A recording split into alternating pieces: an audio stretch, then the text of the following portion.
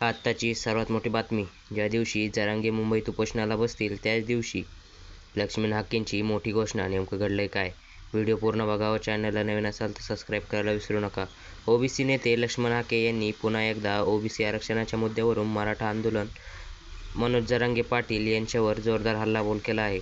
आमच्या आगामी निवडणुकीत ओबीसीतील कुणब्यांचे बोगस दाखले घेऊन काही आरक्षण चोर मंडळी निवडणुकीला उभे राहिल्या तर त्यांना खड्यासारखे बाजूला काढा आणि जो खरा ओबीसी आहे त्यास निवडून द्या, असं आवाहनही यावेळी लक्ष्मण हाके यांनी केलं.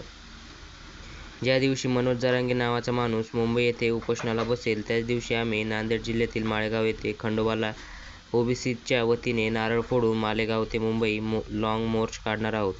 या माध्यमातून आम्ही गावागाड्यातील ओबीसी समूहाला एकत्र आणणार आहोत.